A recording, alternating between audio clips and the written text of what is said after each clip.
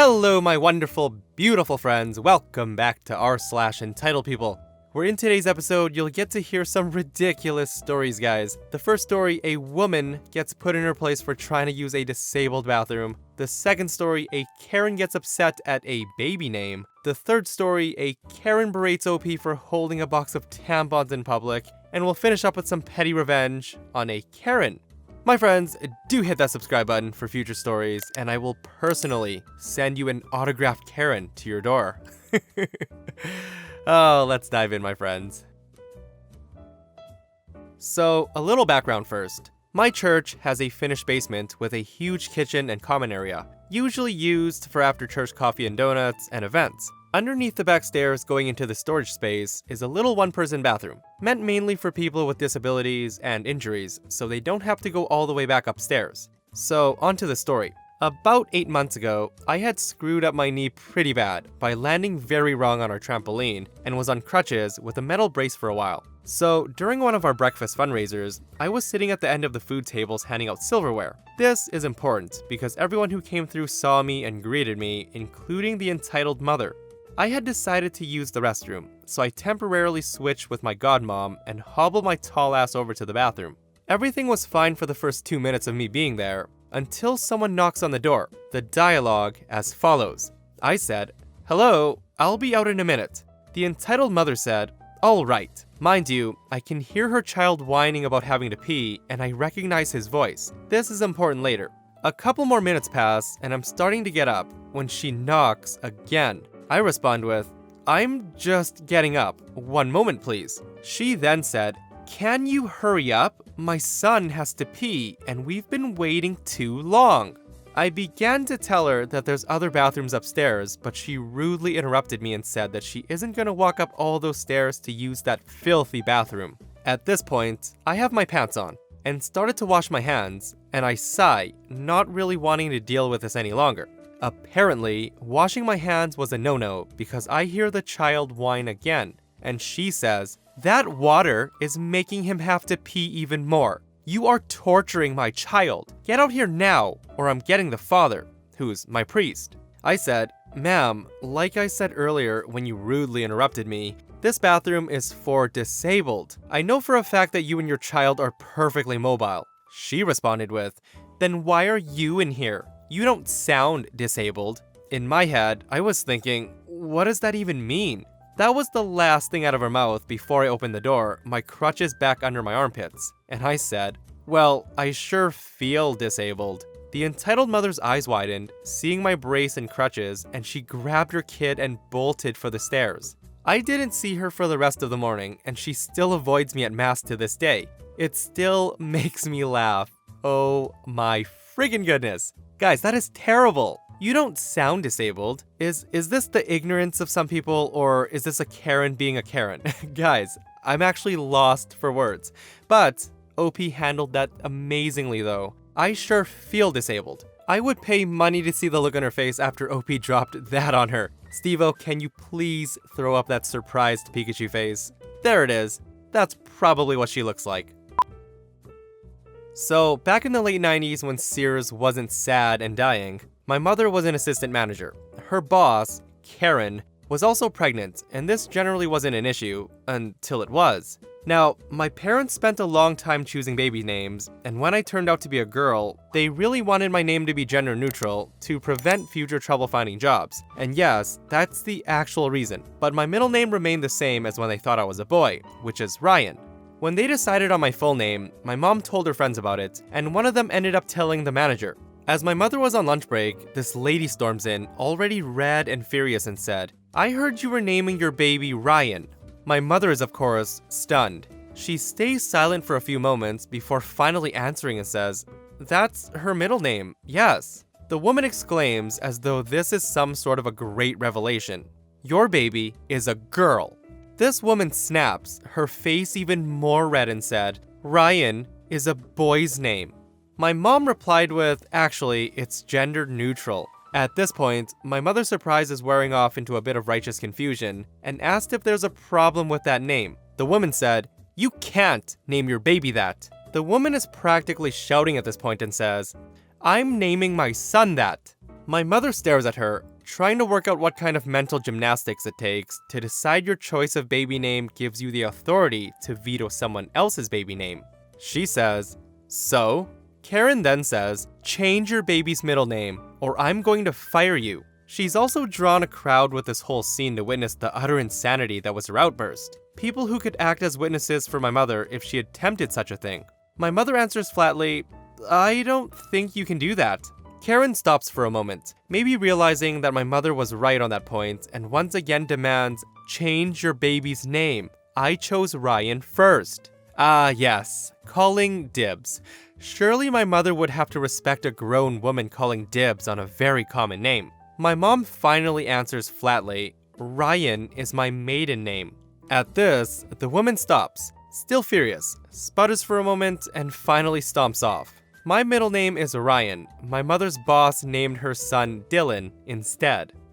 Listen guys, I think this is a super common thing to happen. People secretly hold on to baby names so others won't hear it and name their baby that same name. So, I've known a few couples to be super protective of their baby name, not telling a single soul in the world for the fear of someone in their circle of friends taking that name for their baby. It's really odd. To me, a name is just a name. If you want to name your kid Ryan and I want to name my kid Ryan, I guess there's gonna be two Ryans. Is that just me? So, I'm in the middle of my monthly visit from Mama Nature and realized that I'm all out of sanitary products. I stopped off at my local supermarket before I commuted to uni so I could stock up and decided to treat myself to a meal so I wouldn't have to eat overpriced campus food later. I then paid and left. All normal, right? I decided not to get a carrier bag to save the turtles, but definitely overestimated my ability to carry. Of course I had no pockets because women's clothes don't have any. So I find myself juggling my phone, my wallet, my car keys, my sandwich, cereal bar, bottled water, and tampons in my two small hands. And of course I'd parked far away from the doors as to minimize interacting with people. So I'm doing this awkward half walk, half jog back to my car and focusing really hard on not dropping my sandwich. So I don't immediately see the Karen and her small child walking near me. When I do see them, it's because I'm almost walking into them. The conversation goes like this. I said, "Oh, hey, I'm sorry, I didn't see you there."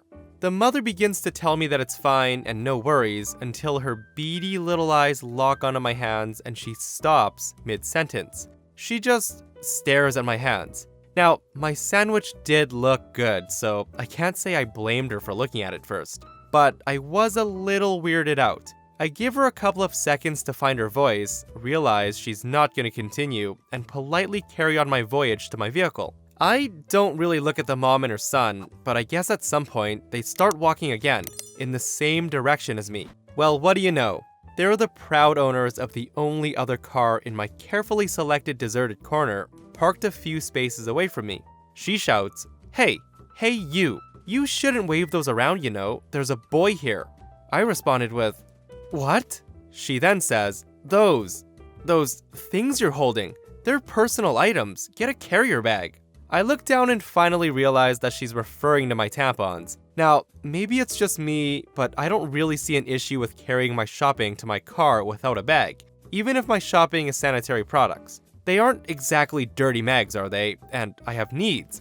I kind of just brush it off and carry on, and I hear her say something else with a huff, but couldn't make out the words. So I just carried on with my morning.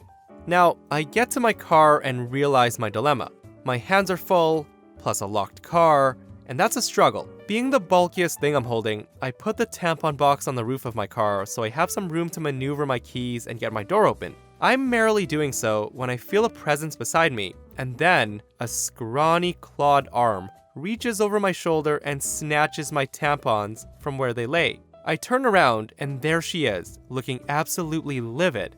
I asked, "What the hell are you doing?" She screams at me and says, "How dare you? I told you once already. These shouldn't be flaunted around. I have my son right here with me and he doesn't need to see that." I asked, "See what exactly? A cardboard box?" She then says, "You know what? These are intimate products and there's children here." At this point, she shoves the box back in my hands and told me to put them away where they belong. Her son, who can't be more than 6, starts to tug at her, telling her, "Let's go, I have school." She tells him that they're going, but after chatting with this lady. I responded, "Chatting? You just screamed at me in my face and assaulted me over some tampons." The son then asked what tampons were, and that's when the mom gave a shriek. She grabbed her darling son protectively before fixing me with a glare. She says to me, "See what you did?" I responded with, "Whatever, lady," and get into my car fully ready to drive away. But the mother just stood there looking at me as if I just booted a puppy. Something about it really ticked me off, so I wound my window down, and just as I pulled away, I gave her a cheery wave of the tampon box, and with a smile I said, "I'm off to stuff these up my vagina." The screeching was unintelligible over the sound of my engine, but I did not need to hear the words to know the vibe of what she said. Guys, at least her kid had the sense to realize that he needed to go to school and was late. Not like the boy would have known what that box was anyways. He's 6 years old, for crying out loud. He's not going to be asking anything about tampons. What do you guys think? Was it an overreaction, or should things like that be carried in a bag? Here I was, thinking that I'd run out of entitled people stories that don't involve my mother. But I'm back with yet another one. This happened a few days ago, and I'm recovering from abdominal surgery 12 days prior to when this happened. I was finally feeling up for shopping, and then there were things I needed from the hardware store. I'm a 30-year-old disabled female in a wheelchair, and I don't have a car, so I got a taxi there. Mr. Taxi Man, who we'll call Bruce, dropped me off, and I went to do my thing. Nothing out of the ordinary. When I finished my shopping, I called to get the taxi back. It would be about a 15-minute wait, but it was a nice day, and I didn't mind waiting outside. As I was waiting, I noticed that someone was parked in the disabled parking space, but there was no disabled tags on the windscreen. It's annoying, but honestly, I didn't care at that point. I just wanted to get home.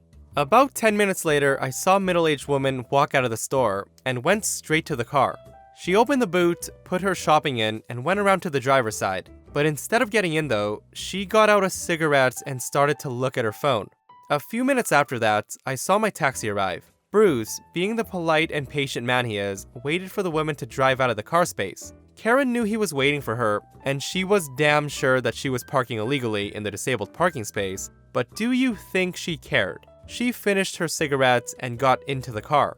We waited and waited, then waited some more, until Bruce got rightly fed up and parked the taxi directly behind Karen's car, blocking her in. This is when things got interesting. Karen began to honk her horn repetitively for a few seconds before she got out of her car. She says, "What the bloody heck do you think you're doing? You blocked me in." Bruce, in a mocking, apologetic tone, said, "I'm very sorry, ma'am, but I needed the car space, and you seemed to want to stay there. Just thought I'd do you a favor. Now, if you don't mind, I have a job to do."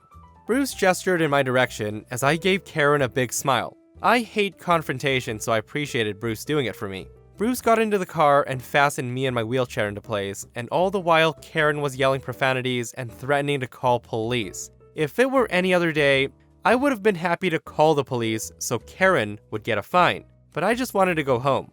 It only took a few minutes before I was secured in the car and we left, but I made sure to give Karen a smile and a one-finger salute through the window as we were leaving, which made the encounter all the more sweeter.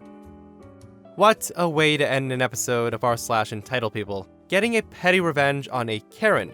And that, my friends, brings us to another end of r/Entitled People. If you guys enjoyed the stories and aren't subscribed, hit that subscribe button. If you missed the last episode of r/Entitled People, a woman decides that she wants attention and wears her own wedding dress to a friend's wedding. Oof. Check it out if you haven't, and I'll see you guys in the next one.